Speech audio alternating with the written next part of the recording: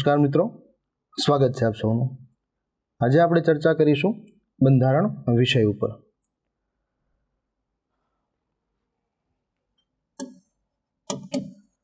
સૌથી પહેલા આપણે આ શબ્દની સમજૂતી મેળવવાની રહેશે। બંધારણ એટલે શું? બંધારણ કોને કહી શકાય? આ શબ્દનો મતલબ શું થાય? સામાન્ય રીતે આપણે કોઈ પણ પુસ્તક આ વિષયને લગતું જ્યારે વાંચીએ ત્યારે શરૂઆતમાં જ આ શબ્દની અલગ અલગ ઓળખ અલગ અલગ પુસ્તકોમાં આપેલી હોય છે।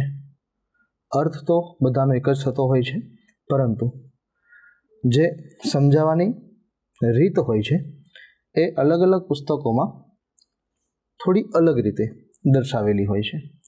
આપણે અહીંયા થઈ શકે તેટલી સરળ ભાષામાં આ વિષયની સમજૂતી મેળવવાનો પૂરો પ્રયત્ન કરવાનો થાય છે। બંધારણ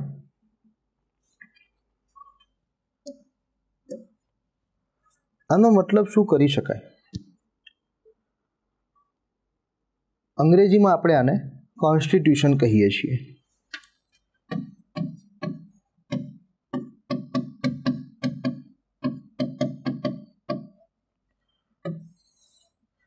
જે મૂળ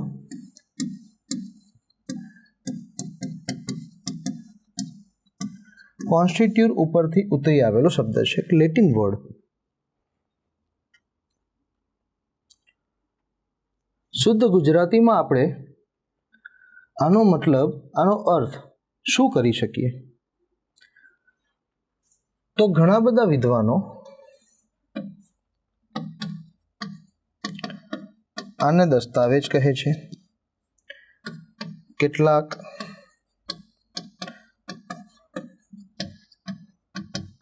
કાયદાકીય દસ્તાવેજ પણ કહે છે, તો કેટલાક દેશનો મૂળભૂત કાયદો કહીને ઓળખ આપે છે। તો દસ્તાવેજ, કાયદાકીય દસ્તાવેજ, મૂળભૂત કાયદો, આ બધું છે શું? આ સમજવા માટે આપણે કેટલાક ઉદાહરણો લેવાના થાય। સૌથી પહેલું ઉદાહરણ આપણે સરળમાં સરળ કયું લઈ શકીએ? તો જુઓ,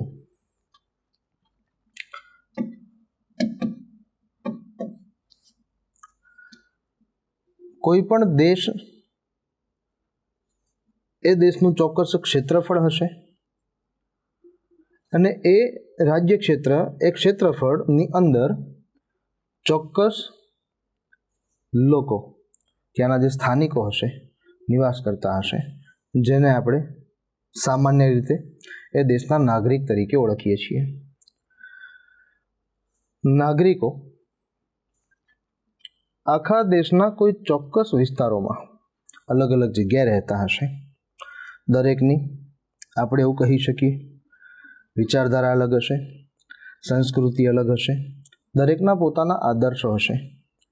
કોઈ પણ દેશના બંધારણનું નિર્માણ થવા પાછળનો આ એક મૂળભૂત મુદ્દો હોય છે। એને જ આધાર ઉપર રાખીને લગભગ દેશોનું બંધારણ નક્કી થતું હોય છે, કારણ કે એ આપણે જાણતા હોઈએ છીએ કે કોઈ પણ દેશનું બંધારણ એને કેમ એનો કાયદાકીય દસ્તાવેજ કહેવામાં આવે છે? તો કોઈ પણ દેશની સરકાર હશે એ દેશના બંધારણ મુજબ ચાલશે અને શાસન કરશે। આનો મતલબ શું થયો? લોકશાહી વ્યવસ્થા ધરાવતા જેટલા પણ દેશો છે ને, એમાં આ પાસું ખૂબ જ જરૂરી બનતું હોય છે કે સરકાર અને નાગરિકો વચ્ચે સંતુલન જળવાઈ રહે। એક બાજુ બંધારણ સંસદને કાયદાઓ ઘડવાની સત્તા આપતું હોય છે, સરકારના શાસન અને સરકારના ઉદ્દેશોનું સ્પષ્ટીકરણ કરતું હોય છે, તો બીજી બાજુ એ જ બંધારણ નાગરિકોને એમના અધિકારો પણ આપતું હોય છે અને નાગરિકોના અધિકારો સુનિશ્ચિત પણ કરતું હોય છે, અને એ જ નાગરિકોને એમના અધિકારોની સુરક્ષા પણ પ્રદાન કરતું હોય છે, જેથી કરીને આ બંને વચ્ચેનું સંતુલન જળવાઈ રહે। એટલે આ વિષયનું મહત્વ તો ખૂબ જ રહેલું છે। અને આપણે કોઈ પણ પરીક્ષાની તૈયારી કરતા હોઈએ આ વિષયનો ગુણભાર પણ આપણને જોવા મળતો હોય છે ખૂબ જ વધુ. તો સરળતાથી આપણે આ વિષયને સમજવાનો પ્રયત્ન કરીએ તો કોઈ પણ પરીક્ષામાં આપણે મેક્સિમમ માર્ક કવર કરી શકીએ. સમજીએ હવે. કોઈ પણ દેશનું બંધારણ એ દેશની કાર્યપાલિકા, એ દેશની ધારાસભા અને એ દેશની ન્યાયપાલિકા આ ત્રણેયને વ્યાખ્યાયિત કરે. શું કરે? કોઈ પણ દેશની કાર્યપાલિકા, ધારાસભા અને ન્યાયપાલિકાને વ્યાખ્યાયિત કરે છે અને તમામના અધિકારો અને જવાબદારીઓ સુનિશ્ચિત કરે છે, નક્કી કરે છે. બીજું,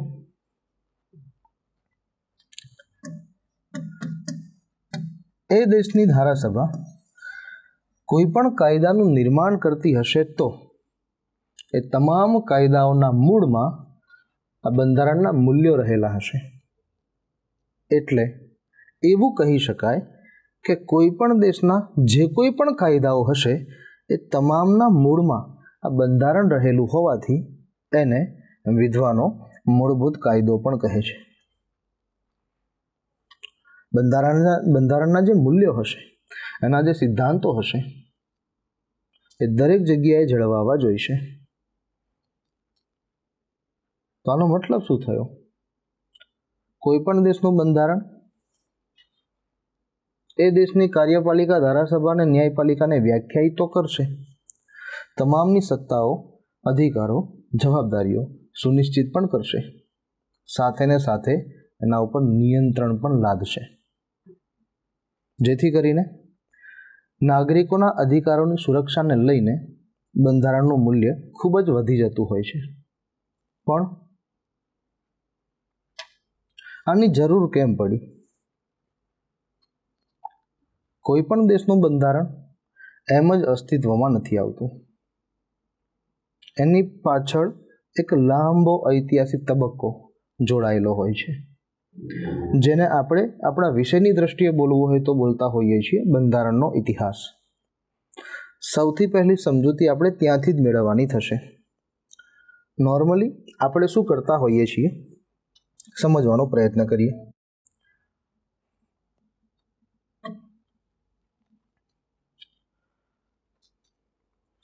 જ્યારે આપણે આ વિષયની શરૂઆત કરીએ એટલે સૌથી પહેલા આપણે દેશના બંધારણ આ શબ્દને સિરિયસલી લઈને એના માળખાની વ્યાખ્યા સમજવાનો પ્રયત્ન શરૂ કરી દઈએ છીએ કે વિશ્વના જેટલા પણ દેશોનું બંધારણ છે તો એના પ્રકાર કેટલા હશે. કોઈ પણ પુસ્તક તમે વાંચો તો એમાં એવું લખેલું હોય છે કે ભાઈ કેટલાક દેશોનું બંધારણ લેખિત પ્રકારનું કહેવાશે, કેટલાક દેશોનું બંધારણ અલેખિત પ્રકારનું કહેવાશે. પણ આપણને બંધારણનો મતલબ જ નથી ખબર, એ દેશની ઐતિહાસિક પૃષ્ઠભૂમિ આપણે ધ્યાન ઉપર જ નથી લીધી, તો આ શબ્દને પૂરેપૂરો ન્યાય કઈ રીતે આપી શકીએ સમજવાનું છે. એટલે સૌથી પહેલાં આપણે આની ઐતિહાસિક પૃષ્ઠભૂમિથી આપણી ચર્ચાને આગળ વધારીશું અને પછી અલગ અલગ દેશોના બંધારણનું કમ્પેરિઝન કરીશું, જે આપણી ચર્ચામાં કરવા જેવું હશે. ક્લિયર છે? સમજો હવે.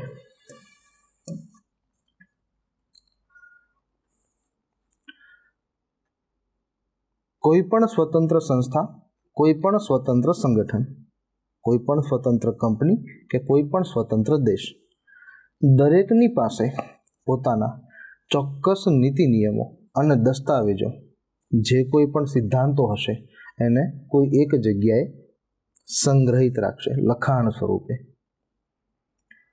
આ જે નીતિ નિયમો અને સિદ્ધાંતોનો સંગ્રહ કરતો દસ્તાવેજ હશે એને જ એનું બંધારણ કહેવાતું હોય છે. ઉદાહરણથી સમજવું હોય તો આપણે સમજીએ. હું કેટલા નામ બોલ્યો? એક મેં કીધું સંસ્થા, એક મેં કીધું સંગઠન, એક મેં કીધું કંપની અને છેલ્લે મેં કીધું દેશ. આપણે તો ભારતનું જ બંધારણ જોવાનું છે પણ શબ્દનો સરળ અર્થ પણ સમજવાનો રહેશે ને. આનું અર્થઘટન બહુ વ્યાપક રીતે કરેલું છે. ઉદાહરણ લઈએ તો તમે કોઈ ખાનગી કંપનીમાં નોકરી કરવા જઈ રહ્યા છો, તો સૌથી પહેલું તમારું ઇન્ટરવ્યૂ એરેન્જ કરવામાં આવ્યું. તમે ઇન્ટરવ્યૂ પાસ કર્યું. હવે કંપની તમારી સાથે જ્યારે ડીલ કરશે ત્યારે ઘણા બધા પેપર્સ તમારી સમક્ષ રજૂ કરશે અને એમાં જ્યાં જ્યાં જરૂરી હશે ત્યાં ત્યાં તમારા હસ્તાક્ષર માંગશે. અને એ સમયે તમને કહેવામાં આવશે કે ભાઈ અમારી કંપનીના કેટલાક નિયમો છે. ઘણા એવું બોલતા હોય છે નીતિ નિયમો છે. અમારી કંપનીના કેટલાક સિદ્ધાંતો પણ છે.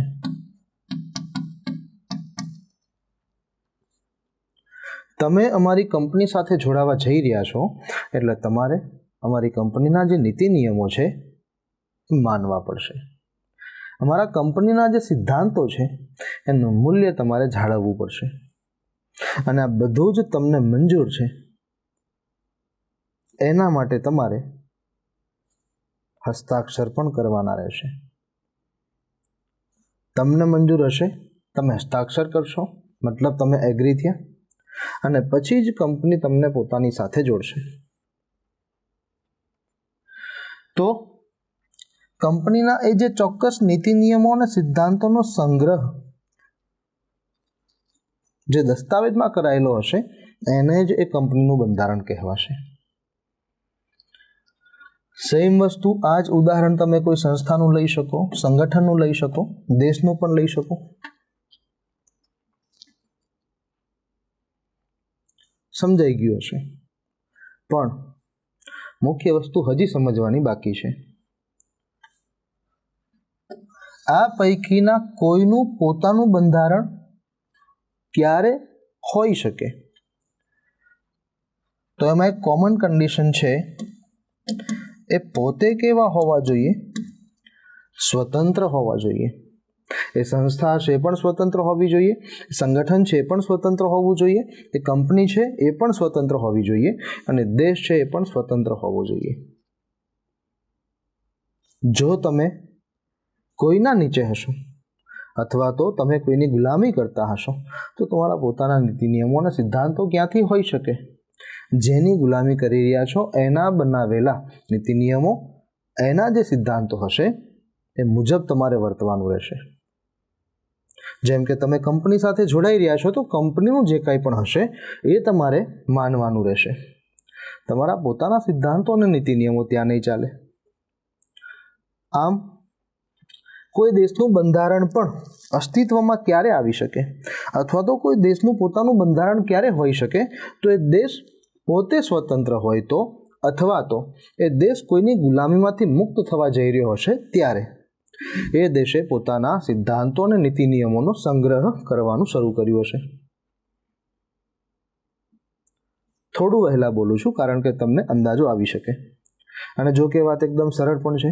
આપણે આપણા જ દેશનું ઉદાહરણ લઈએ તો તમે જાણી શકતા હશો અને ખબર પણ હશે કે ભારતનું બંધારણ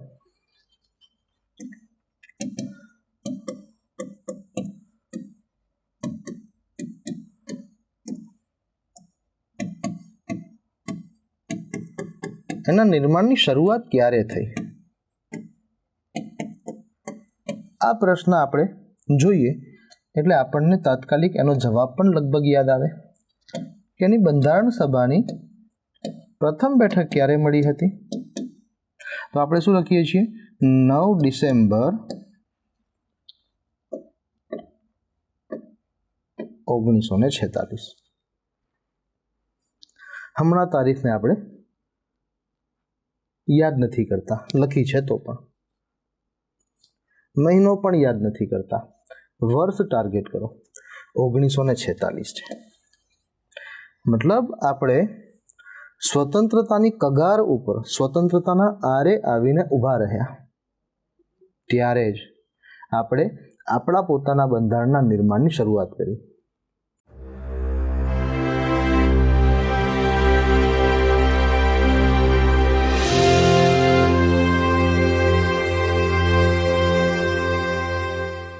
એટલે કોઈ પણ દેશ એની પાસેનું પોતાનું બંધારણ ક્યારે હોઈ શકે? તો કન્ડિશન એ કોમન, એ દેશ સ્વતંત્ર હોવો જોઈએ. પણ દેશને સ્વતંત્ર થવામાં ઘણા બધા સંઘર્ષોનો સામનો કરવો પડ્યો હશે. મેં એટલે જ થોડી વાર પહેલાં એવું કીધું હતું કે કોઈ પણ દેશનું બંધારણ એકાએક અસ્તિત્વમાં નથી આવતું. એક લાંબો એવો ઐતિહાસિક તબક્કો એની સાથે જોડાયેલો હોય છે. ઐતિહાસિક પૃષ્ઠભૂમિ એટલે જ આપણે ચર્ચામાં લેવી ખૂબ જ જરૂરી બનતી હોય છે. આપણી પરીક્ષાના સિલેબસ મુજબ બોલીએ તો બંધારણનો ઇતિહાસ મહત્વનો ટોપિક છે, કારણ કે ઘણી બધી પરીક્ષાઓમાં એમાંથી ઘણા બધા પ્રશ્નો આજ દિન સુધી પૂછેલા છે. તો સમજવાનું આપણે ત્યાંથી જ શરૂ કરવાનું થશે. આશા રાખું છું જે અત્યારે આપણે સમજવાનો પ્રયત્ન કર્યો એમાં આપ સૌ બધા ક્લિયર હશો. હવે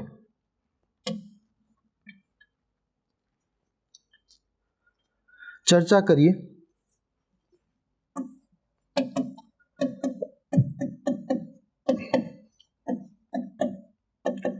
બંધારણના ઇતિહાસની.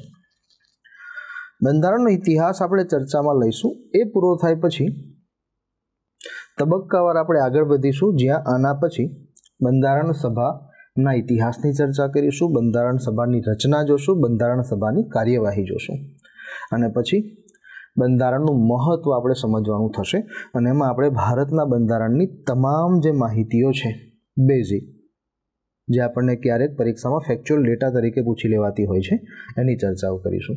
અને પછી અન્ય કેટલાક દેશોનું બંધારણ જે સાથે ને સાથે ચર્ચામાં લેવું જરૂરી હશે એની પણ આપણે ચર્ચાઓ કરીશું. હવે સૌથી પહેલાં સમજીએ કે બંધારણની જરૂર કેમ પડી. આપણે જ્યારે ભારતના ઇતિહાસ ઉપર, આપણા દેશના ઇતિહાસ ઉપર નજર નાખીએ ત્યારે આપણને જાણવા મળતું હોય છે કે ખૂબ જ લાંબો એવો સમય આપણા દેશે ગુલામી અવસ્થામાં પસાર કર્યો છે. પણ સમય જેમ આગળ વધતો ગયો એમ ભારતીયો ચોક્કસ બાબતો સમજતા ગયા. જ્યારે ગુલામીની વાત આવે છે ત્યારે આપણને એક જ શબ્દ ધ્યાનમાં આવતો હોય છે, બ્રિટિશર, અંગ્રેજો, જેને આપણે કીધા છે. અંગ્રેજોની વાત આવે એટલે સાથે ને સાથે આપણા ધ્યાનમાં એ પણ આવતું હોય છે કે આ અંગ્રેજો ભારત આવ્યા હતા શેના માટે. ત્યારે તમે એ પણ ધ્યાનમાં રાખતા હશો અને ખબર હશે કે અંગ્રેજો ભારત આવ્યા હતા વ્યાપાર કરવા માટે. આપણે સમજવાનું સૌથી પહેલું એ જ છે કે વ્યાપાર કરવા માટે આવેલી આ પ્રજા અચાનક રાજસ્વ સત્તાઓ કેવી રીતે ભોગવતી થઈ. બીજું, વ્યાપાર કરવાની વાત આવે ત્યારે આપણને કંપનીનું નામ પણ યાદ આવતું હોય છે, બ્રિટિશ ઈસ્ટ ઇન્ડિયા કંપની. તો એ પણ આપણે ચર્ચામાં લેવાનું થશે અને સાથે ને સાથે એ પણ સમજવાનું થશે કે માત્ર એક જ આવી કંપનીનું નામ આપણને ઇતિહાસમાં કેમ જોવા મળે છે. બ્રિટિશ ઈસ્ટ ઇન્ડિયા કંપની એ તો એક કંપની હતી. તો શું બ્રિટનમાં આવી બીજી કોઈ કંપનીઓ ન હતી? અને જો હતી તો માત્ર અને માત્ર ઈસ્ટ ઇન્ડિયા કંપની જ આપણને આપણા ભારતના ઇતિહાસમાં કેમ જોવા મળી, અન્ય કંપનીઓ કેમ નહીં? આ બધી બાબતોનો જવાબ મેળવવા માટે આપણે શરૂઆત કરવાની થાય અંગ્રેજો કઈ પરિસ્થિતિમાં ભારત આવ્યા ત્યારથી.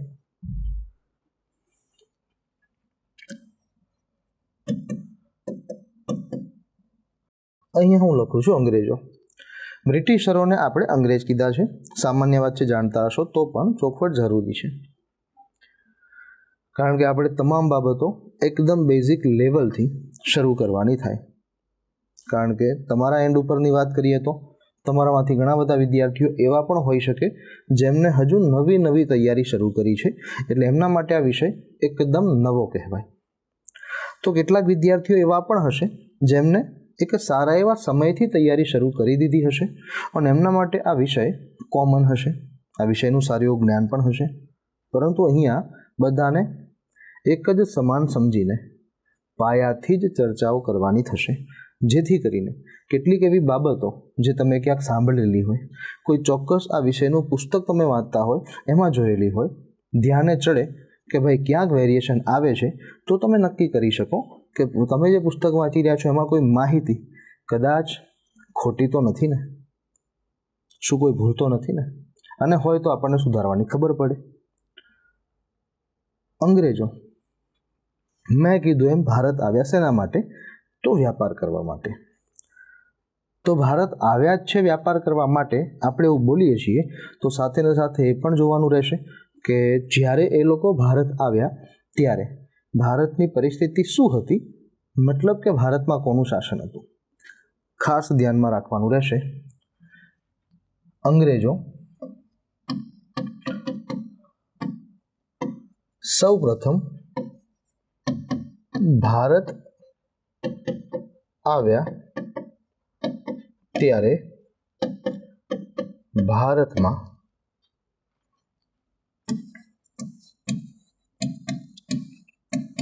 મુગલ શાસક અકબરનું શાસન હતું.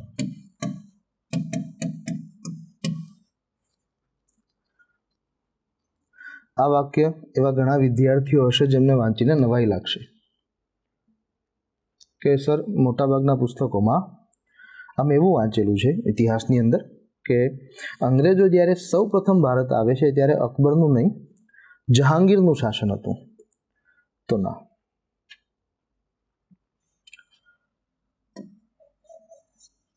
થોડી વાર પહેલા એક વાક્ય હું એટલે જ બોલ્યો હતો કે આપણે કંઈક અલગ રીતે સમજવાનું છે અને તમામ બાબતો સ્પષ્ટતાપૂર્વક જ ચર્ચામાં લેવાની છે, જેમાં કોઈ ડાઉટ ન રહે, કોઈ ક્વેરી ન રહે અને ડેટા સંપૂર્ણ સાચો હોય. સૌથી પહેલો પ્રયત્ન મુગલ શાસક અકબરના સમયગાળામાં થયો હતો. વર્ષ હતું અકબરનું શાસન. તમે જુઓ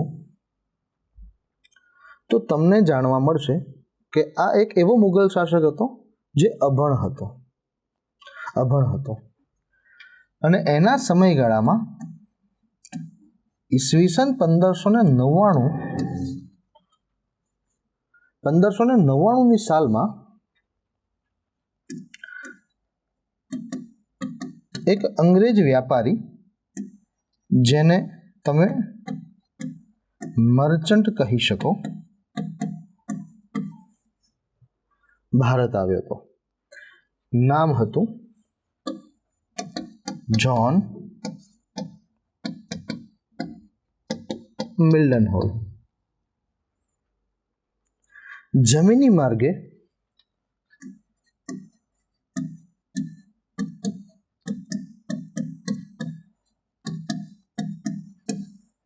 ભારત આવ્યો અને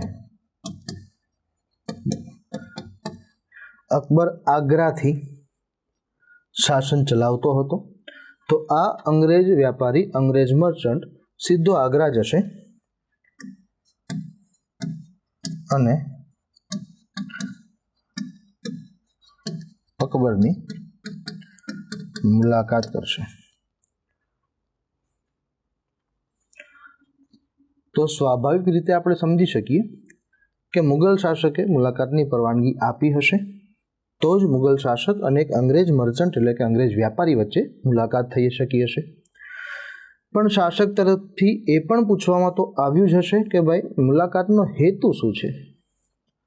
જ્હોન મિલ્ડનહોલે જ્યારે મુલાકાતનો હેતુ સ્પષ્ટ કર્યો ત્યારે અકબરે સીધી ના કહી. હેતુ શું હતો આપણે જાણીએ છીએ. આ વ્યક્તિએ અકબર સમક્ષ એવો પ્રસ્તાવ મૂક્યો કે મુગલ શાસક જો હા પાડે તો અમારે ભારતમાં વ્યાપારી મથકો સ્થાપવા છે, ભારત સાથે મારે વ્યાપારિક સંબંધો ઊભા કરવા છે. ભારતના શાસક, મુગલ શાસક જો હા પાડે તો આ શક્ય બને, અને જો તેવું થાય તો અમારે વ્યાપારી મથકો પણ સ્થાપવા છે. અકબરે જ્હોન મિલ્ડન હોલ નામના અંગ્રેજ વ્યાપારીને ભારતમાં વ્યાપાર કરવાની પરવાનગી આપી નહીં, સીધી ના પાડી દીધી.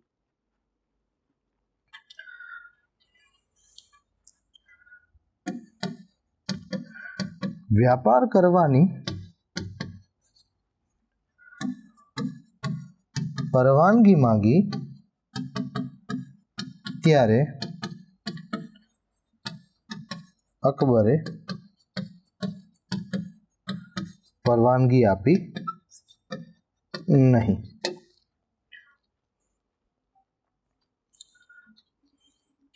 બહુ મોટો વ્યાપારી હતો. આ સમયે તો એ પાછો જતો રહેશે, પણ થોડા જ વર્ષોમાં એ પાછો ભારત આવે છે. અને તમને જાણીને કદાચ ન એ લાગશે કે અજમેરમાં એને સારો એવો સમય પસાર કર્યો છે અને આ મૃત્યુ આનું ભારતમાં જ થયું હતું. ખૂબ જ ઉચ્ચ કક્ષાનો વ્યાપારી કહી શકાય. હજી આપણે આને યાદ કરવાનું થશે. કોની વાત કરી રહ્યા છીએ? જ્હોન મિલ્ડન હોલની. ધ્યાનમાં રાખીશું. આ નામ આપણને અગાઉની પરીક્ષામાં પૂછેલું છે. ઘણા બધા વિદ્યાર્થીઓ અગાઉની પરીક્ષામાં પૂછાયેલા પ્રશ્નોનું પુસ્તક વસાવતા હોય છે. આપની પાસે પણ હોય તો વેરીફાઈ તમે કરી શકો છો કે કેવા કેવા પ્રકારના પ્રશ્નો આપણને પરીક્ષામાં અત્યાર સુધી પૂછેલા છે. એમાંય છેલ્લા 2-3 વર્ષથી જે ટ્રેન્ડ બદલાયો છે એનાથી પ્રશ્નોના માળખામાં કેવા પ્રકારના ફેરફારો થયા છે અને હવે કેવા પ્રકારના પ્રશ્નો પૂછાતા હોય છે, જેથી કરીને આપણને આપણી તૈયારી કઈ દિશામાં આગળ વધારવી એની હજી આપણને પ્રોપર સારી એવી ખબર પડે, જેમાં તમને આ બધી જ બાબતો સંપૂર્ણપણે મદદરૂપ સાબિત થશે. હવે વાત શું છે? અકબરે પરવાનગી આપવાની ના પાડી તો આપણે એવું વિચારી શકીએ કે આ ભાઈએ કારણ પૂછવાનો પ્રયત્ન કર્યો હશે કે ભાઈ શું કારણથી તમે પરવાનગી આપવાની ના પાડો છો? કાંઈ તકલીફ હોય, કોઈ વિશેષ માગણી હોય તો તમે કહી શકો છો. પણ થયું શું? જ્હોન મિલ્ડન હોલને અકબરે પરવાનગી આપવાની ના પાડી એટલે આ કારણ પૂછવા પણ નથી ઊભો રહેતો, ત્યાંથી નીકળી ગયો. વાત અહીંયા પૂરી થઈ. ઘટના હતી 1599 સાલની. આ જ વર્ષે બ્રિટનમાં શું બનાવ બને છે? ખાસ સમજજો.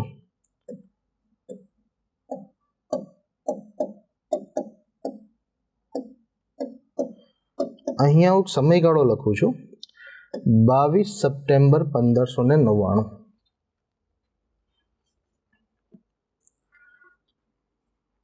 એક કંપની હતી બ્રિટનની, બહુ જ જૂની અને બહુ જ ધનિક કંપની કહી શકાય, જે ઘણા વર્ષો પહેલા 2 દેશોને આર્થિક રીતે સાફ કરીને બેઠી હતી.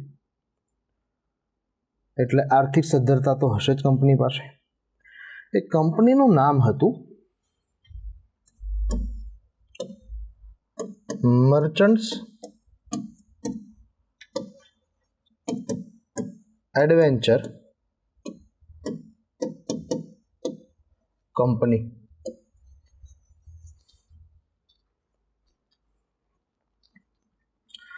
તમે ઇતિહાસમાં જે કંપનીનું નામ બોલતા હશો, ઇતિહાસમાં તમે જે કંપનીનું નામ સાંભળતા આવ્યા હશો, એ બ્રિટિશ ઈસ્ટ ઇન્ડિયા કંપનીનું ઓરિજિનલ નામ મર્ચન્ટ્સ એડવેન્ચર કંપની હતું. આ કંપનીના આ સમયે 24 જેટલા ડાયરેક્ટરો હતા. ઇમેજિન કરી શકો છો તમે, 24 ડાયરેક્ટર્સ, 24 જેટલા ડાયરેક્ટરો એક જ કંપનીના. એટલે આર્થિક સદ્ધરતા કેવી હશે? અને આર્થિક લાલચ આપીને કોઈની પાસેથી કોઈ ચોક્કસ પરવાનગી મેળવવાની જો વાત છે તો આ લોકો માટે એકદમ સરળ હશે. અને થયું હતું એવું જ. આ દિવસે મર્ચન્ટ્સ એડવેન્ચર કંપનીએ શું કર્યું? આ લોકોએ છે ને એક ઠરાવ તૈયાર કર્યો હતો.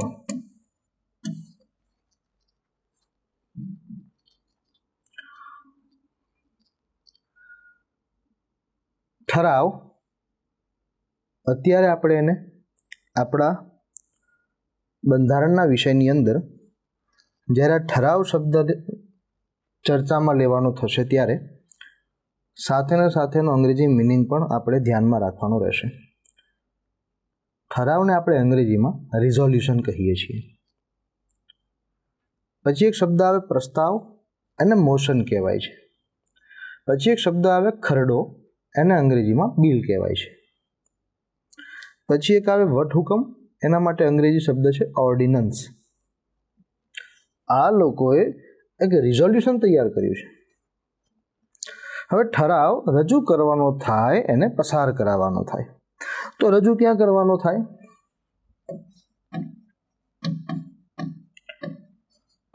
બ્રિટનની સંસદમાં.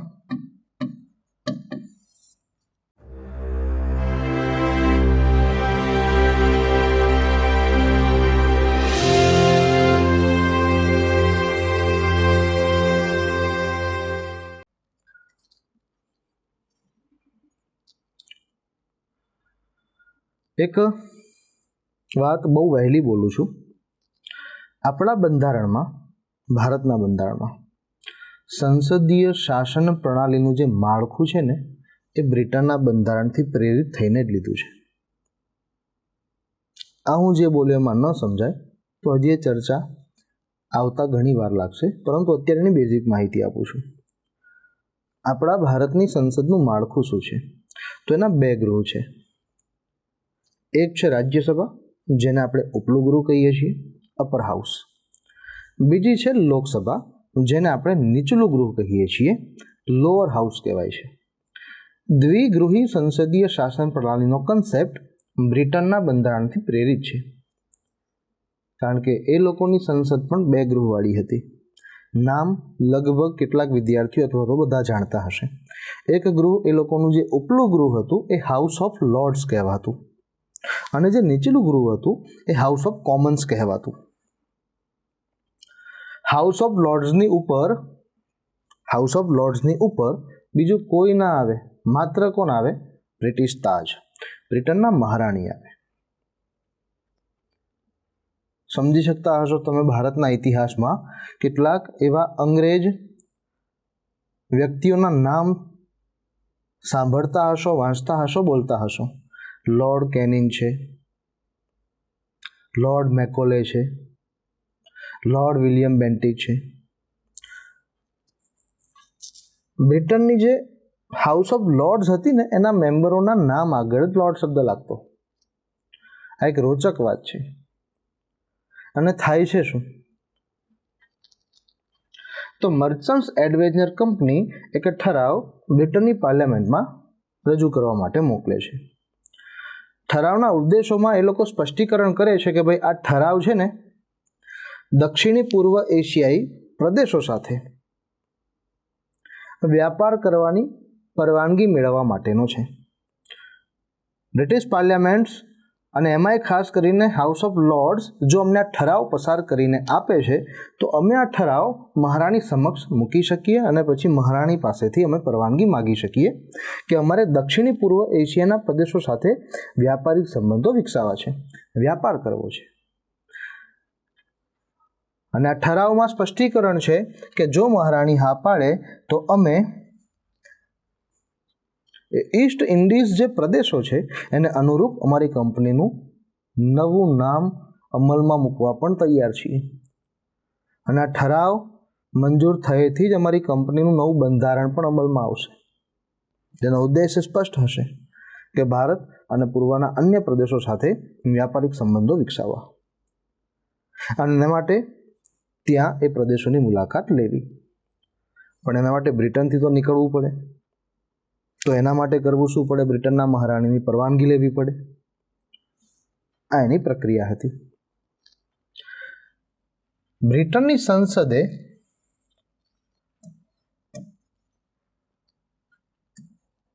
બાવીસ સપ્ટેમ્બર 1599 રોજ મર્ચન્ટ્સ એડવેન્ચર કંપનીએ જે ઠરાવ રજૂ કર્યો હતો એ મંજૂર કર્યો અને પછી સીધા 24 ડાયરેક્ટરો મહારાણીની મુલાકાત માટે જશે.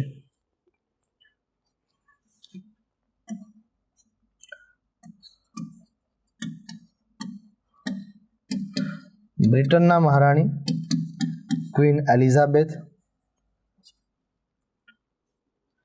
એમની સમક્ષ જ્યારે આ વાત રજૂ થશે ત્યારે કંપનીના ડાયરેક્ટરોએ મહારાણી પાસે પરવાનગી માગી અને 72,000 પાઉન્ડ જેટલી રકમ બોન્ડ તરીકે મૂકી.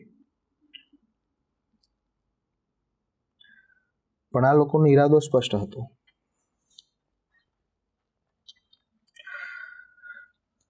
પરવાનગી મહારાણી આપે છે તો એમાં એક કન્ડિશનનું કમ્પલસરી પાલન થવું જોઈએ અને એ હશે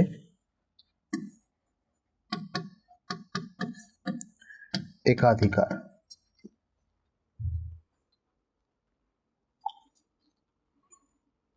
સીધો જ બોલું તો મર્ચન્ટ્સ એડવેન્ચર કંપનીના 24 ડાયરેક્ટરોએ મહારાણી સમક્ષ 72,000 રૂપિયા જેટલા પાઉન્ડ 72,000 પાઉન્ડ જેટલા પૈસા મૂકીને સ્પષ્ટ કર્યું કે અમારે ભારત અને અન્ય દક્ષિણ પૂર્વ જે દેશો છે એની સાથે વ્યાપાર કરવાનો અધિકાર નહીં, એકાધિકાર જોઈએ છે.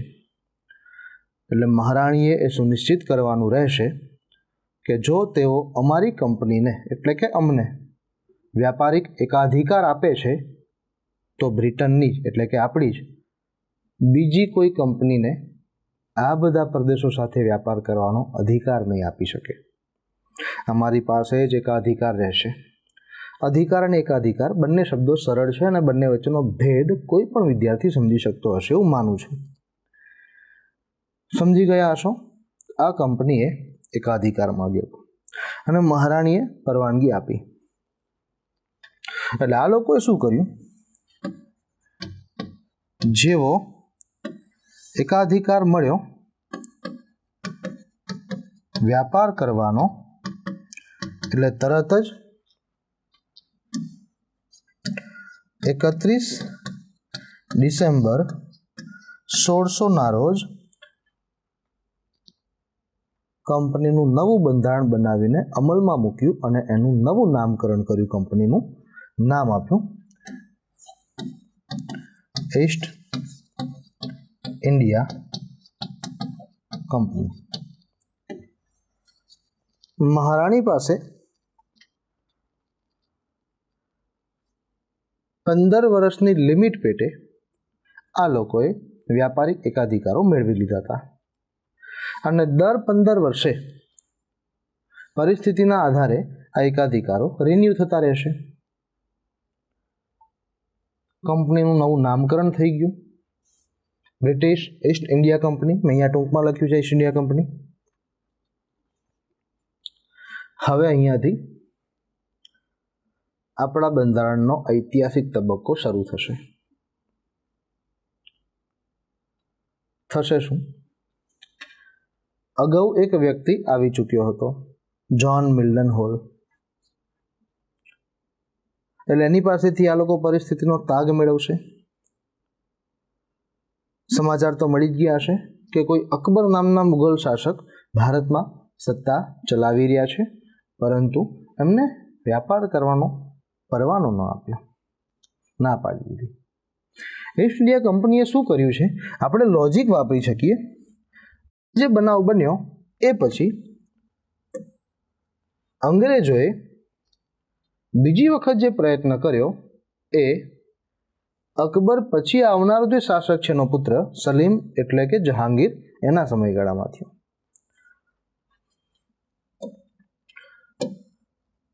બીજી વખત અંગ્રેજો જહાંગીરના સમયમાં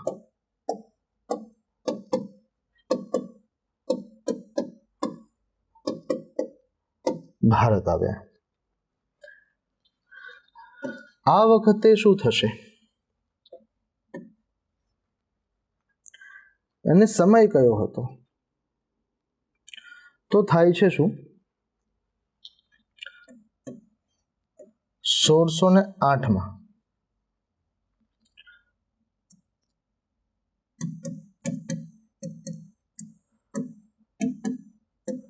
હેક્ટર નામનું જહાજ લઈને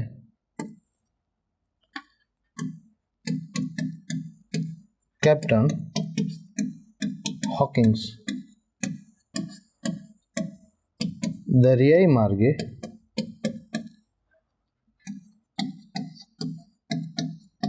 સુરત બંદરે આવ્યો.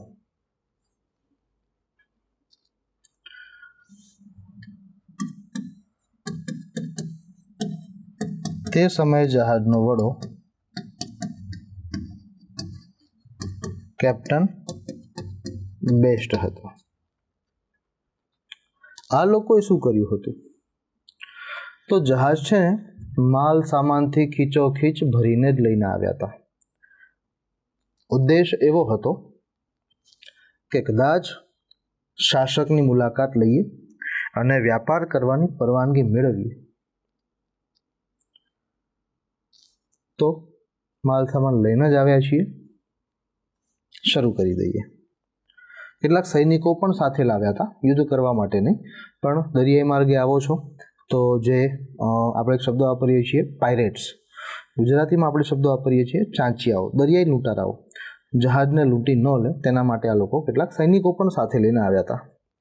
હવે જહાંગીરનું શાસન તો આગ્રાથી ચાલતું હતું, એટલે આ ભાઈ સુરતના બંદરે આવ્યો, વહાણ પોતાનું જહાજ જે હેક્ટર નામનું જહાજ હતું એ ત્યાં લાંગરીને બાય રોડ આગ્રા ગયો, જહાંગીરના દરબારની મુલાકાત લીધી. જહાંગીરે ઉદ્દેશ પૂછ્યો અને સેમ કેપ્ટન હોકિંગ્સ જ્યારે વ્યાપાર કરવાની પરવાનગીની વાત કરે છે ત્યારે જહાંગીર એને પણ ચોખ્ખી ના પાડી દે છે. બહુ પ્રયત્નો કર્યા કેપ્ટન હોકિંગ્સે, કેટલાય પ્રકારની લાલચ આપવાના પણ પ્રયત્નો કર્યા, પણ જહાંગીર ન માન્યા તે ન જ માન્યા. પણ આ બુદ્ધિશાળી હતો કેપ્ટન હોકિંગ્સ. એને કારણ જાણવાનો પ્રયત્ન શરૂ કર્યો કે એવું તો શું કારણ છે કે રાજા શાસક આપણને પરવાનગી આપવાની ના પાડે છે. કારણ જાણવાનો પ્રયત્ન શરૂ કર્યો ત્યારે એને કારણ જાણવા મળ્યું, અને કારણ શું હતું કે મુગલ શાસકો ઉપર પોર્ટુગીઝોનું પૂરેપૂરું નિયંત્રણ હતું. ચોખ્ખો શબ્દ બોલીએ તો ફૂલ પ્રેશર. મુગલ શાસકો પોર્ટુગીઝ પ્રજાને શક્તિશાળીમાં શક્તિશાળી પ્રજા માનતી, એટલે એ લોકોની વિચારધારા સ્પષ્ટ હતી કે આવા કોઈ કારણથી પોર્ટુગીઝો સાથે આપણે સંબંધો બગાડી ન શકીએ, અને પોર્ટુગીઝો સાથે આપણે સારા સંબંધો છે તો બ્રિટિશ અંગ્રેજોને આપણે કોઈ પરવાનગી ન આપી શકીએ, નહીંતર પોર્ટુગીઝોને વસ્તુ પસંદ ન પડે અને એની અસર સીધી સંબંધો ઉપર થાય. કેપ્ટન હોકિંગ્સને આ વાત જાણવા મળી ગઈ કે ફિરંગીઓનું પ્રેશર છે આની ઉપર, પોર્ટુગીઝોનું પ્રેશર છે, અને એમાં એ પણ જાણવા મળ્યું કે રાજા તો કયા લેવલની વિચારધારા રાખે છે કે ભાઈ પોર્ટુગીઝો જ મહાન છે, બીજી કોઈ મહાન પ્રજા જ નથી. ત્યારે એને મસ્ત પ્લાન બનાવ્યો કે આ જે વાત છે એને ખોટી સાબિત કરવી પડશે કે પોર્ટુગીઝો શક્તિશાળી નથી, અમે શક્તિશાળી છીએ અંગ્રેજો, પણ એના માટે તાકાત તો બતાવવી પડે ને. આગ્રાથી પાછો સુરત આવી ગયો, પણ પ્લાન બનાવ્યો કે ભાઈ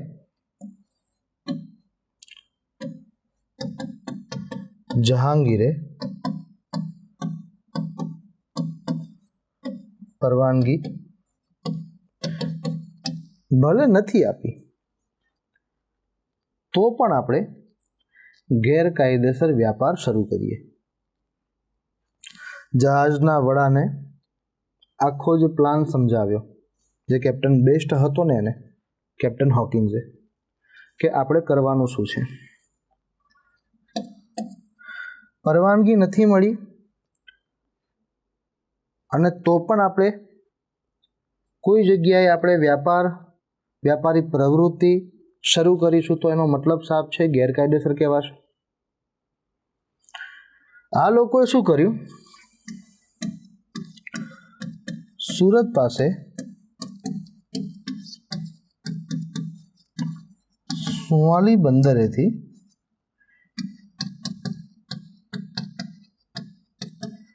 ગેરકાયદેસર વ્યાપાર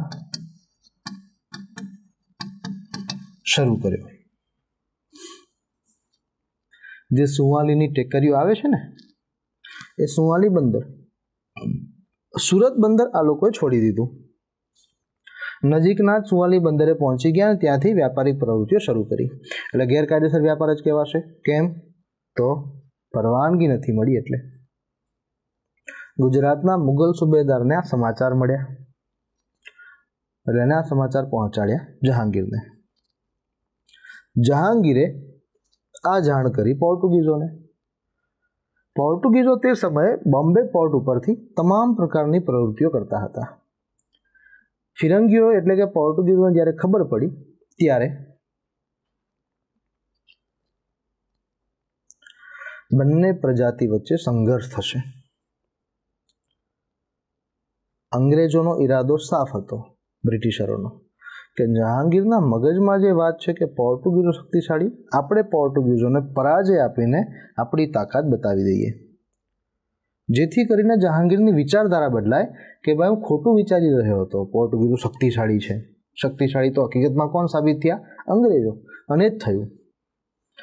તમે ઇતિહાસમાં જોશો તો તમને બે યુદ્ધ જોવા મળશે. એક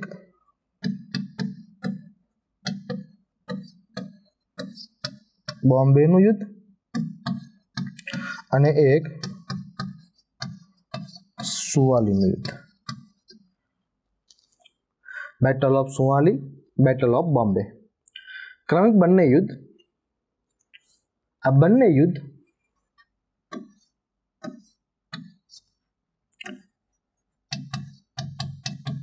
અંગ્રેજો અને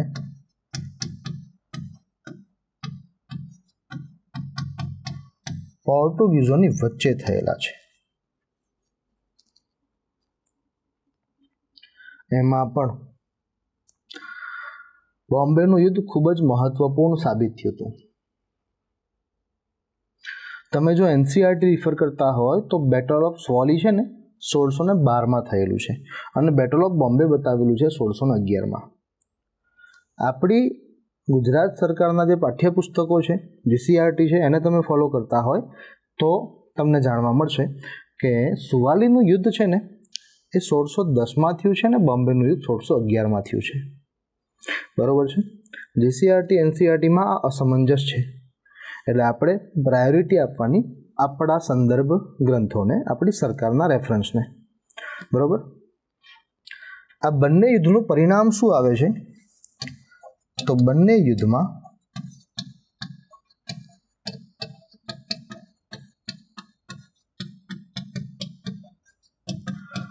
પોર્ટુગીઝોની હાર થાય છે.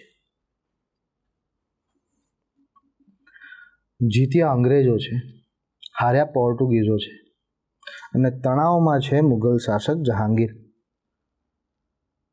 એને ખબર પડી ગઈ કે શક્તિશાળી તો બ્રિટિશરો છે, અંગ્રેજો છે અને એમને મેં વ્યાપાર કરવાની પરવાનગી આપવાની ના પાડી. એટલે એણે શું કર્યું? આ જે ઘટના ઘટીને પછી એને ખબર પડી ગઈ એટલે એણે ઇંગ્લેન્ડના રાજાને શાહી આમંત્રણ મોકલ્યું. અને હવે એ જ શાહી આમંત્રણનું માન રાખીને ઇંગ્લેન્ડના રાજા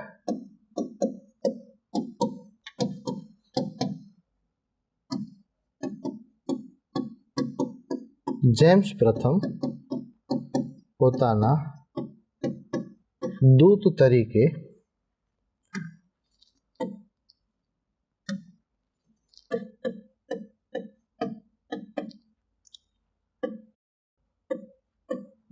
સર ટોમસ રોને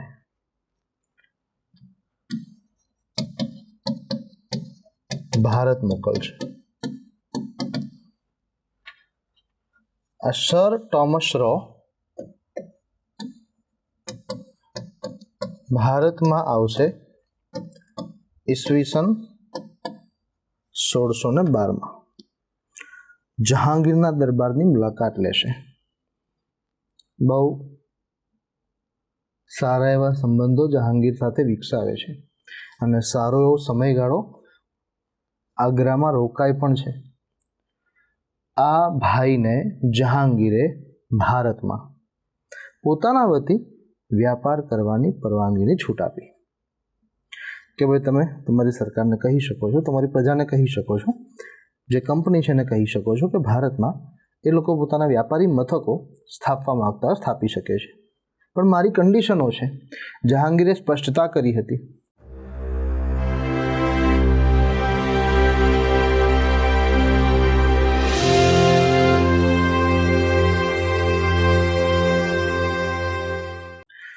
કે વ્યાપારી મથક તમારે સ્થાપવું છે તો તમે પાકું બાંધકામ વ્યાપારી મથકનું કરી શકશો, પણ બાકી વસાહતો ઊભી નહીં કરી શકો અને એની કિલ્લેબંધી નહીં કરી શકો.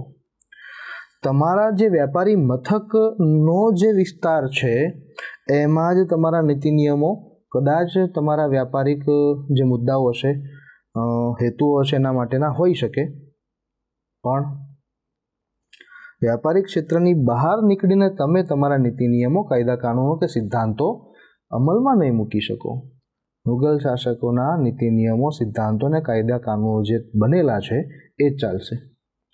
ધ્યાનમાં રાખવાનું રહેશે ખાસ. વ્યાપાર કરવાની છૂટ આપું છું, મુક્ત વ્યાપારની છૂટ નહીં આપું. સર ટોમસ રો જાણતો હતો હા કહેવામાં જ મજા છે. ધીમે ધીમે ધીમે ધીમે પછી બધી સવલતો આપણને ક્યાં લેતા નથી આવડતી. હાલ એન્ટર તો થઈ જઈએ. ડીલ ફાઇનલ થઈ. પછીની ઘટનાથી તો લગભગ વિદ્યાર્થીઓ વાકેફ હશે. જહાંગીરે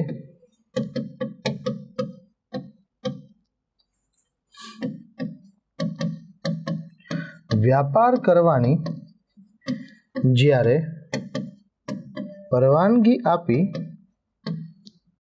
કહેવાય છે બીજા જ વર્ષે ઈસવીસન 1613 ઈસ્ટ ઇન્ડિયા કંપની ભારતમાં પોતાનું સૌથી પહેલું વેપારી મથક સ્થાપશે.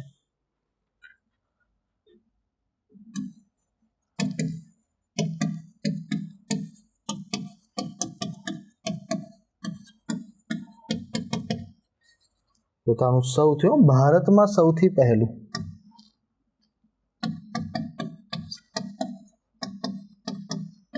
વ્યાપારી મથક સુરત ખાતે સ્થાપ્યું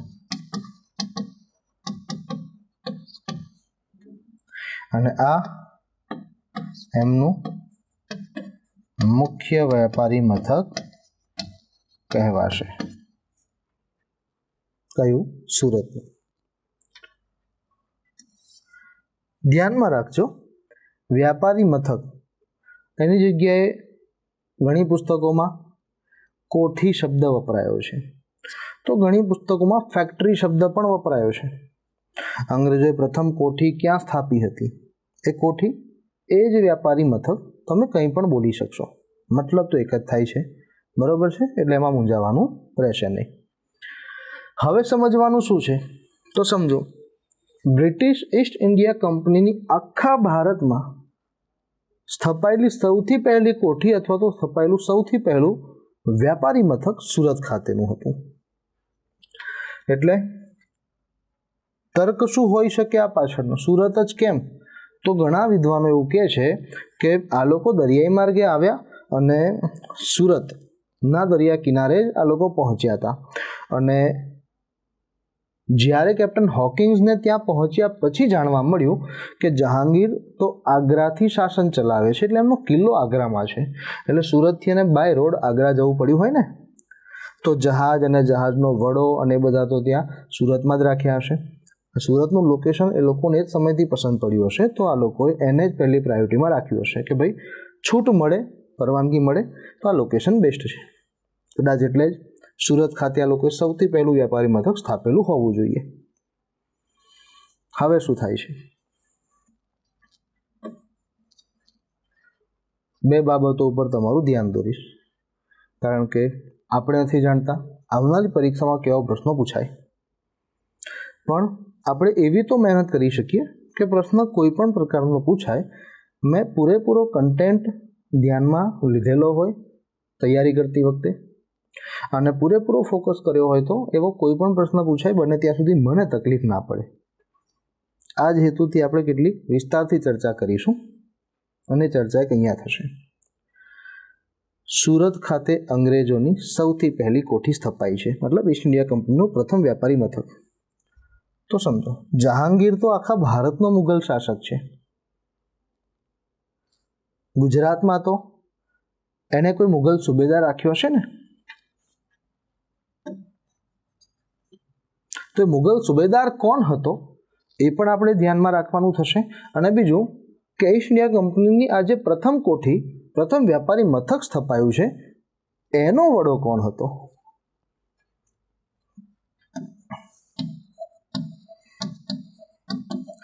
પ્રથમ વ્યાપારી મથકનો વડો હતો ટોમસ એલવર્થ. બરોબર. બીજું, તે સમયે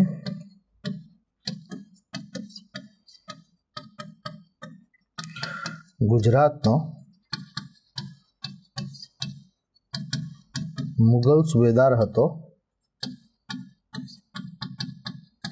અબ્દુલ્લા ખાન બહાદુર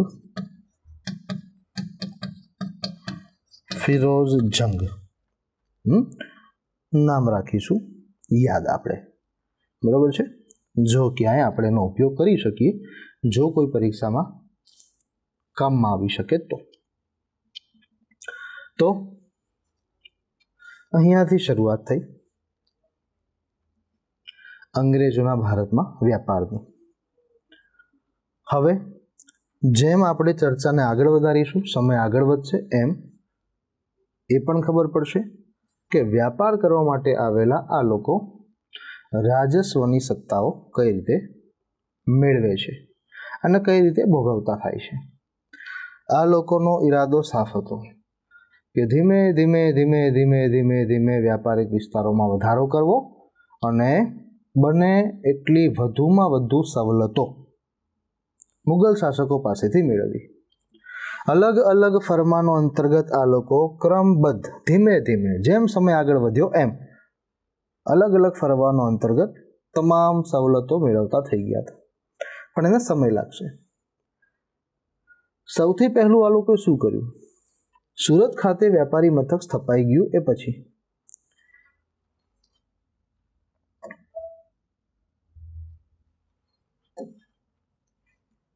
પછી ઘટના શું ઘટે છે?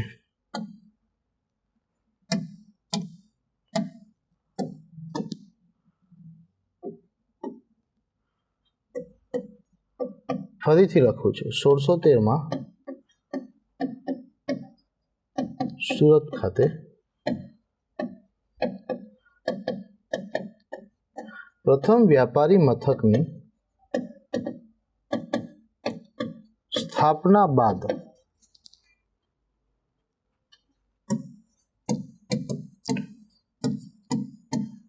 ઈસ્ટ ઇન્ડિયા કંપનીએ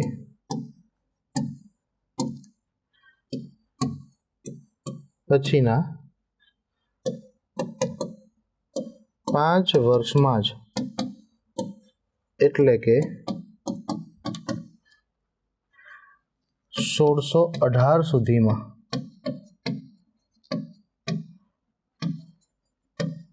અન્ય 4 જગ્યાએ પેટા વ્યાપારી મથકો સ્થાપી દીધા. 5 જ વર્ષમાં અત્યારની ભાષામાં બોલીએ તો 4 અલગ અલગ બ્રાન્ચો ઓપન કરી નાખી આ લોકોએ. કેવા બુદ્ધિશાળી, આને કેવું સ્પીડમાં કામ શરૂ કર્યું છે સમજી શકો છો તમે. આ 4 જગ્યાઓ કઈ કઈ હતી? એક હતી ભરૂચ, એક હતી ખંભાત, એક જગ્યા હતી વડોદરા અને એક જગ્યા હતી અમદાવાદ. આ 4 જગ્યાએ અલગ અલગ પેટા શાખાઓ, પેટા વ્યાપારી મથકો, પેટા કોઠીઓ સ્થાપી દીધી. સમજવાની વાત હતી. હવે સુરતનું વ્યાપારી મથક છે એ મુખ્ય વ્યાપારી મથક થશે અને ઇનિશિયલી આ શરૂઆતમાં જે 4 અલગ જગ્યાએ બ્રાન્ચો ખુલી છે એ પેટા વ્યાપારી મથકો કે અન્ય વ્યાપારી મથકો કહેવાશે.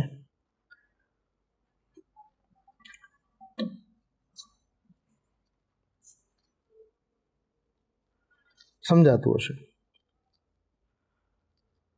સમય જેમ જેમ આગળ વધશે એમ ઇતિહાસમાં આપણને જાણવા મળે છે જહાંગીરના મૃત્યુ પછી શાહજહાંનું શાસન જોવા મળે છે. શાહજહાંના મૃત્યુ પછી ઔરંગઝેબનું શાસન જોવા મળે છે. પરિસ્થિતિ જેમ સમય આગળ વધતો જશે એમ બદલાતી જશે. શાસક બદલાશે, ભલે વંશ વેલો સેમ ચાલતો હશે, પણ જેમ વ્યક્તિ બદલાય એમ થોડી ઘણી વિચારધારાઓ પણ બદલાય. જેમ કે ઔરંગઝેબનું નામ સાંભળતા જ આપણને ઘણા બધા પ્રશ્નો ઊભા થઈ જાય અને એના જવાબો પણ આપણને ઓન ધ સ્પોટ મળી પણ જાય કે એનું શાસન કેવું હતું. પ્રશ્ન ઊભો થયો તો જોડે જોડે બોલશો કે બહુ ખરાબ શાસન, મંદિરો તોડી પડાવ્યા, આમ કર્યું, હિન્દુઓને તહેવારો ઉજવવા પર પ્રતિબંધ મૂકી દીધો, આમ કર્યું. તો જેમ શાસક બદલાશે એમ એમ પરિસ્થિતિઓ બદલાશે. માહિતી આપું છું. સુરત ખાતેનું વ્યાપારી મથક, શાંતિથી સમજજો,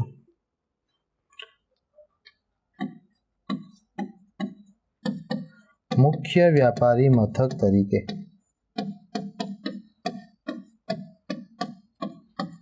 1667 સુધી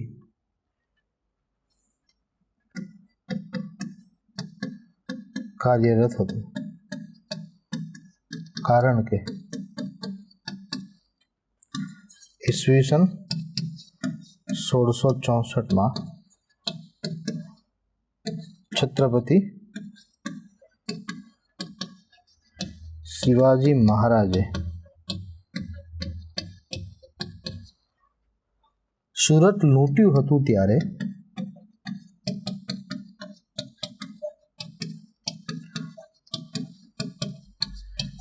વ્યાપારી મથક પણ લૂંટાયું હતું.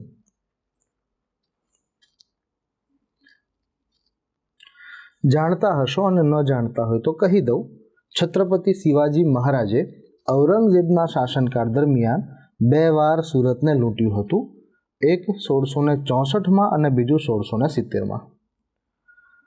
1664માં જ્યારે છત્રપતિ શિવાજી મહારાજે પ્રથમ વખત સુરત લૂંટ્યું ત્યારે સુરતની ઈસ્ટ ઇન્ડિયા કંપનીની મુખ્ય કોઠી, મુખ્ય વ્યાપારી મથક પણ લૂંટાયું હતું.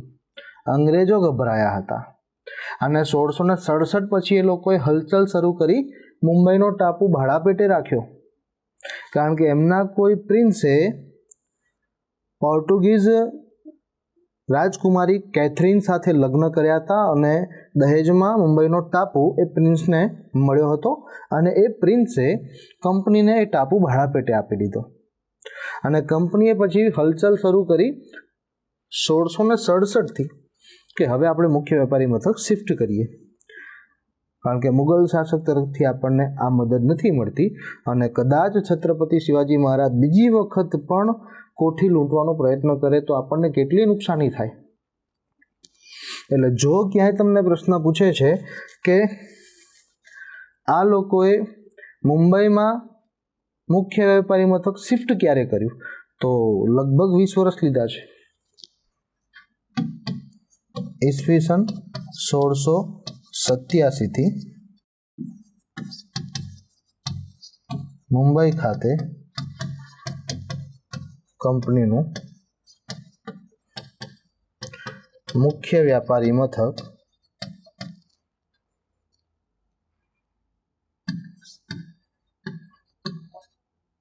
ઊભું થઈ ગયું. પછી સુરતનું વ્યાપારી મથક એ બાકીના ક્ષેત્રોની જેમ અન્ય વ્યાપારી મથક કહેવાશે. બરોબર છે, ધ્યાનમાં રાખીશું આ ઘટનાક્રમ. બંધારણનો ઇતિહાસ થોડો લાંબો ચાલશે, એની પાછળના કારણો ઘણા બધા છે, પણ બેઝિક તમને માહિતી આપી દઉં. બંધારણનો ઇતિહાસ જો તમે પ્રોપરલી સમજી ગયા તો તમને આખા બંધારણમાં એવી તો કઈ કઈ જોગવાઈઓ છે જે બ્રિટનના બંધારણથી જ પ્રેરિત હોઈ શકે, સમજવામાં એકદમ સરળતા થઈ જશે. આપણે ઘણું બધું એમને એમ જોઈને જ બોલી શકીશું કે આ અંગ્રેજોના શાસનનો પ્રભાવ છે, આ બ્રિટનના બંધારણની પ્રેરણા તરીકે લીધું છે, એટલે કે સ્ત્રોત તરીકે લીધું છે, એવું આપણે નક્કી કરી શકીશું. કઈ કઈ વસ્તુ આપણે બ્રિટનના બંધારણમાંથી લીધી છે એ ગોખવાની જરૂર નહીં પડે, એમને મગજમાં રહેશે, કારણ કે આપણે એમનું શાસન જોઈ રહ્યા છીએ આપણા ઇતિહાસમાં. બરોબર છે, ચાલો વાતને આગળ વધારીએ. હવે ઇતિહાસની વાતો એટલી બધી પણ આપણે વિસ્તારથી ચર્ચામાં ન લેવાની થાય, કારણ કે બંધારણના ઇતિહાસની વાત કરીએ છીએ એટલે ભારતના ઇતિહાસની બધી જ બાબતો આપણે પૂર્ણ રીતે ચર્ચામાં ન લઈ શકાય, નહીં તો તમને પણ કંટાળો આવે. સમજવાનું શું છે જે તમે જાણતા હશો. ઔરંગઝેબ પછી પરિસ્થિતિ બદલાય છે. 1707માં જ્યાં સુધી હું જાણું છું ઔરંગઝેબનું મૃત્યુ થયું. બહાદુર શાહ એના પછી સત્તા ઉપર આવે છે, એનો પુત્ર જહાનદાર શાહ છે. પછી એક તમને જોવા મળે છે મુહમ્મદ શાહ, ફર્રુખ શિયાર, અલગ અલગ ઉત્તરવર્તીય મુગલ શાસકો આપણને ઇતિહાસમાં જોવા મળે છે. ફર્રુખ શિયારના સમયગાળામાં 1717ની સાલમાં એક ઘટના ઘટી હતી. એ શાસકે શું કર્યું હતું, બ્રિટિશ ઈસ્ટ ઇન્ડિયા કંપનીને મુક્ત વ્યાપાર કરવાના ભાગરૂપે ઘણી બધી સ્વતંત્રતાઓ આપી દીધી હતી, અને એના આ જ નિર્ણયથી એનો જ એક સેનાપતિ બંગાળને લઈને સ્વતંત્ર થયો હતો બળવો કરીને, અને અહીંયાથી જ બંગાળને ટાર્ગેટ કરવાની શરૂઆત થઈ હતી.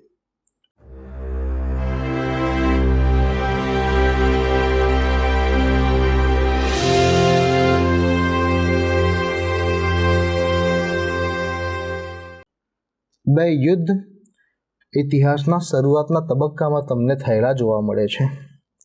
એ બે યુદ્ધ તમે જુઓ તો તમને જાણવા મળશે. એક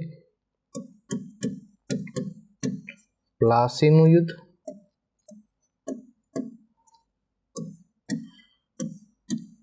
અને બીજું બક્સરનું યુદ્ધ.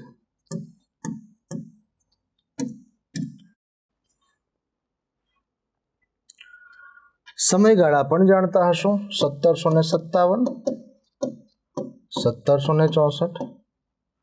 આ બંને યુદ્ધમાં અંગ્રેજોને સફળતા મળી છે, એ પણ આપણે જાણીએ છીએ. પણ કોઈ એક વ્યક્તિ તો એ લોકોમાં પણ એવો હશે ને જેને જ મોટા ભાગનો આ બધી સફળતાનો જશ મળ્યો હશે. એ વ્યક્તિ કોણ હતો? તો નામ આવે છે રોબર્ટ ક્લાઇવ.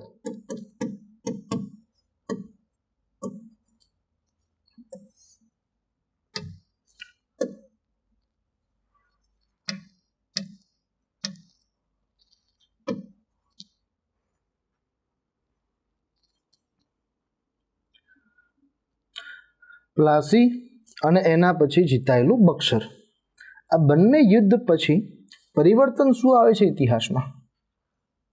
તો આ ભાઈ બક્સરનું યુદ્ધ જીતી લીધા પછીના જ વર્ષે 1765માં સમગ્ર બંગાળમાં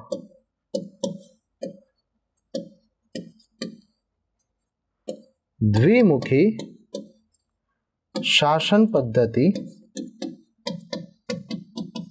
લાગુ કરે છે.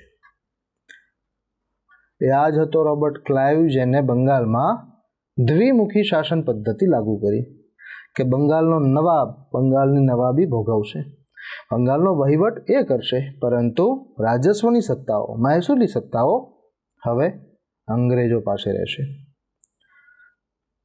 તળપદી ભાષામાં ઘણા વિદ્વાનોને બે મોઢાળું શાસન પણ કહે છે, કારણ કે દ્વિમુખી શાસન શબ્દ છે એટલે ઘણા વિદ્વાનો તળપદી ભાષામાં બે મોઢાળું શાસન પણ કહે છે. આનાથી ઐતિહાસિક પરિવર્તન શું આવશે? તો બંગાળમાં દ્વિમુખી શાસન પદ્ધતિ લાગુ થઈ એના કારણે ઈસ્ટ ઇન્ડિયા કંપની પાસે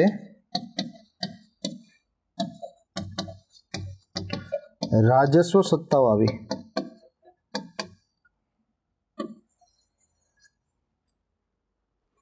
જે કંપની અત્યાર સુધી વ્યાપારિક સત્તાઓ ભોગવતી હતી તે કંપની આ ઐતિહાસિક કારણોના લીધે હવે ચોક્કસ ક્ષેત્રોની રાજસ્વ સત્તાઓ પણ ભોગવતી થશે.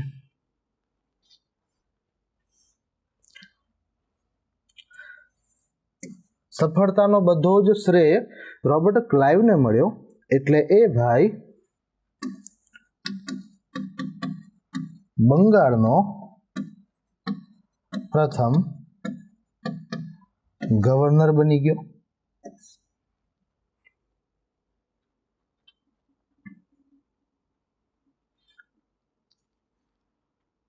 હવે તકલીફ શું થશે? તો સરળતાથી આપણે એવું માની શકીએ કે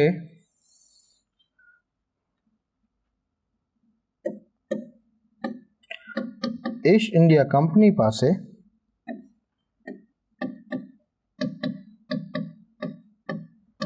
વ્યાપારિક સત્તાઓ તો હતી જ, નવી સત્તા આવી રાજસ્વની સત્તા. એટલે કંપનીના જે કોઈ પણ કર્મચારીઓ હતા, અધિકારીઓ હતા, એ લોકોને સારામાં સારી ફાવટ તો વ્યાપારિક બાબતોમાં હતી, કારણ કે પહેલેથી જ એમનું કામ એ રહ્યું હતું. પણ એ લોકોના હાથમાં નવું શું આવ્યું? રાજસ્વની સત્તાનો કન્સેપ્ટ. એટલે કોઈ કાર્યવાહી અથવા તો કોઈ એવું કામ છે જે નવું તમારા હાથમાં આવે ત્યારે એમાં ક્યારેક તકલીફો થાય, અને એમાંય જો તમે સ્વાર્થ રાખશો તો તમે એમાં તમારું હિત વધુ પડતું જોશો. આના માટે એક વાક્ય વપરાય છે કે એ જ કારણથી સાર્વજનિક હિતની સંભાવના ઘટી જાય અને વ્યક્તિગત હિતની સંભાવના વધી જાય. શું થશે? કંપની પાસે રાજસ્વની સત્તા આવી એટલે બહુ ખરાબ પરિસ્થિતિનું સર્જન થયું.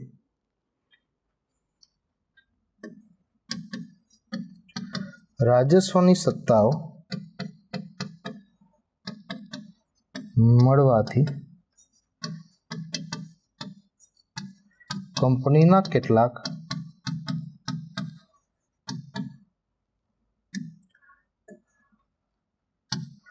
અપ્રમાણિત કર્મચારીઓ હતા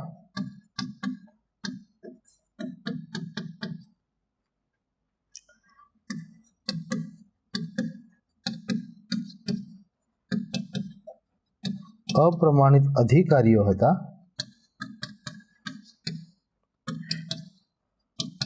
આ બધાએ એ રાજસ્વની સત્તાનો દુરુપયોગ શરૂ કર્યો.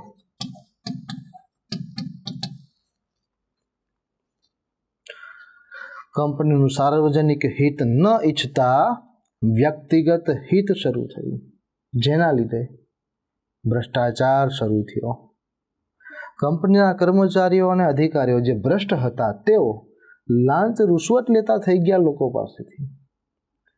એમાં કેટલાક કર્મચારીઓ અને અધિકારીઓ તો વ્યક્તિગત વ્યાપાર શરૂ કરતા થઈ ગયા, જેથી કરીને કંપનીને આર્થિક ફટકો પડવા લાગ્યો. પણ અધિકારીઓ અને કર્મચારીઓના તો ઘર તિજોરી પૈસાથી ભરાવાનું શરૂ થઈ ગયું. આને તો કહેવાય વ્યક્તિગત હિત. કેટલાક કર્મચારીઓ અને અધિકારીઓ તો ભારતીયો પાસેથી ભેટ સોગાદો લેવા લાગ્યા. આ બધી અનીતિઓ શરૂ થઈ. કારણ દુરુપયોગ. મળેલી સત્તાનો દુરુપયોગ. પરિસ્થિતિ બહુ ખરાબ ઊભી થઈ. એવું કહેવાય છે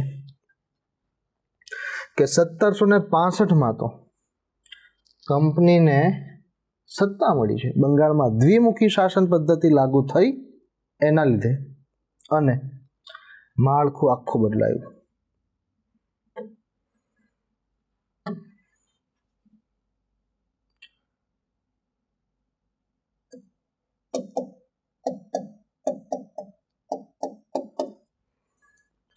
સત્તાનો દુરુપયોગ શરૂ થયો કંપનીના કર્મચારીઓ અને અધિકારીઓના તરફથી. એટલે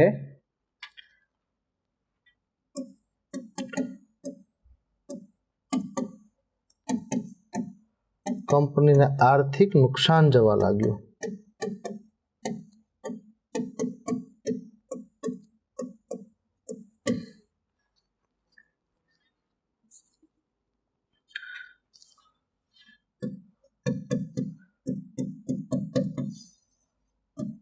કારણો કયા હતા? તો એક, ભ્રષ્ટાચાર. બીજું કારણ, લાંચ રૂશ્વત. ત્રીજું કારણ, વ્યક્તિગત વ્યાપાર. ચોથું કારણ, ભારતીયો પાસેથી લેવાતી ભેટ સોગાદો. આ બધા જ કારણો એની પાછળ મુખ્ય જવાબદાર. શેની પાછળ? કંપનીને આર્થિક માર પડ્યો. કંપનીનું સાર્વજનિક હિત સમાપ્ત થઈ ગયું, વ્યક્તિગત હિત શરૂ થયું.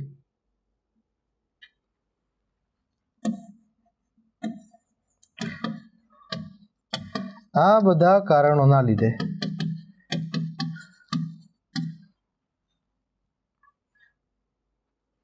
છ જ વર્ષમાં 1765 આ બધું શરૂ થયું દ્વિમુખી શાસન પદ્ધતિના લીધે, અને 6 જ વર્ષમાં એટલે 1771 સુધીમાં કંપનીનું દેવાળું ફૂંકાયું.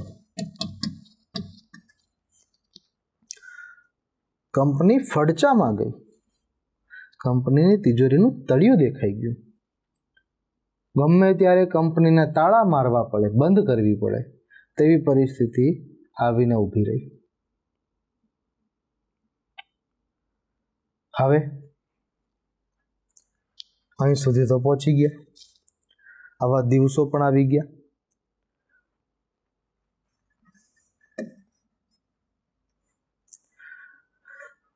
આના માઠા પરિણામો,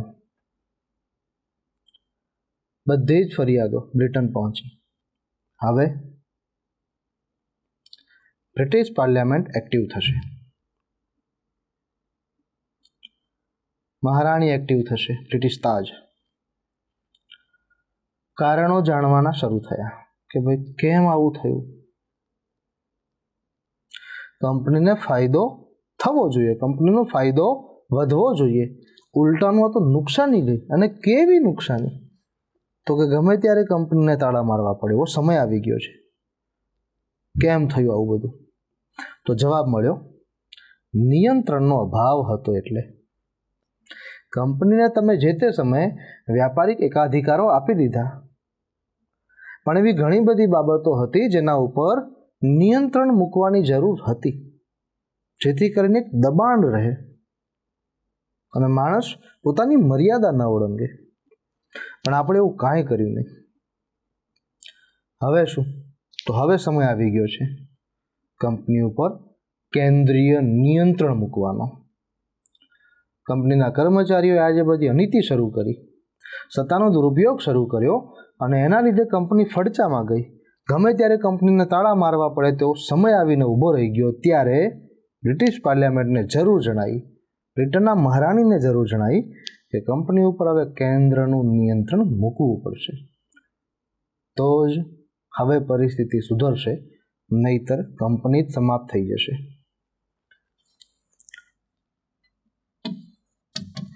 જેના લીધે કંપની પર કેન્દ્રીય અંકુશ મૂકવાની જરૂર બ્રિટિશ સંસદને જણાઈ. હવે અંકુશ મૂકશે, કેન્દ્રીય અંકુશ, કે ભાઈ શું કરવું, કેવી રીતે કરવું. અંગ્રેજોની એ સમયગાળાની વાત કરીએ તો એક વ્યવસ્થા બહુ સારી હતી કે આ લોકો છે ને કોઈ પણ બાબત લખાણ તરીકે જ સ્વીકારતા.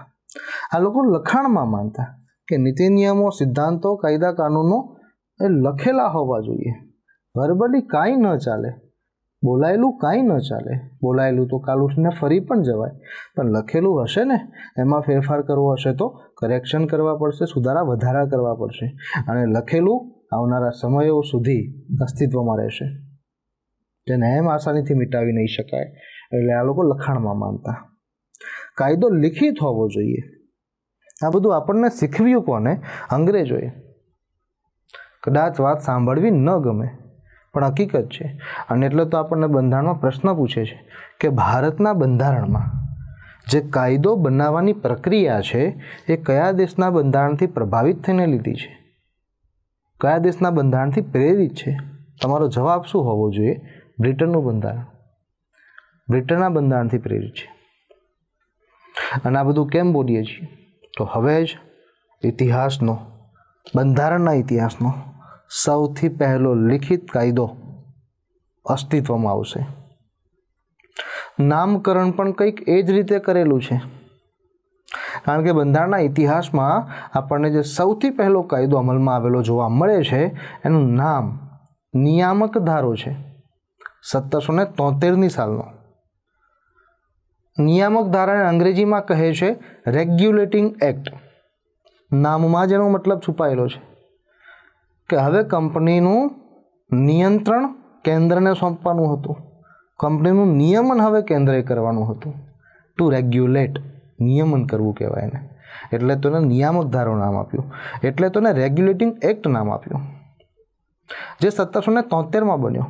અને એની પાછળના કારણો આપણે જોઈ શકીએ છીએ. 1771 સુધીમાં તો ફડચામાં ગઈ છે કંપની, અને એના જ કારણે કેન્દ્રીય નિયંત્રણની જરૂર જણાઈ છે બ્રિટિશ પાર્લિયામેન્ટને. હવે બ્રિટિશ પાર્લિયામેન્ટ પોતાનો અંકુશ મૂકશે, કંપનીને પોતાના અંકુશ નીચે લાવશે અને જવાબદારીઓ સુનિશ્ચિત કરશે. અને ધ્યાન રાખવા માટે એક બોર્ડ પણ રચીને ભારત મોકલશે કે જાઓ ભાઈ કંપની ઉપર ધ્યાન રાખો, કંપનીના કારભાર ઉપર ધ્યાન રાખો. આપણા ઇતિહાસનો હવે સૌથી પહેલો કાયદો આપણે જોવાનો થશે. આ બંધારણના ઇતિહાસની, અંગ્રેજોના શાસનની શરૂઆત અને અંગ્રેજોના વ્યાપારિક સંબંધો કેવી રીતે આગળ વધ્યા છે, અંગ્રેજો કઈ રીતે વ્યાપારિક સવલતો મેળવે છે, એ ઐતિહાસિક પાસું આપણે ચર્ચામાં લીધું છે. હવે પછી આપણે સૌથી પહેલો અંગ્રેજોએ બનાવેલો જે કાયદો છે આપણા બંધારણના ઇતિહાસમાં આવતો, એની ઉપર ચર્ચા કરવાની થશે. ઓકે.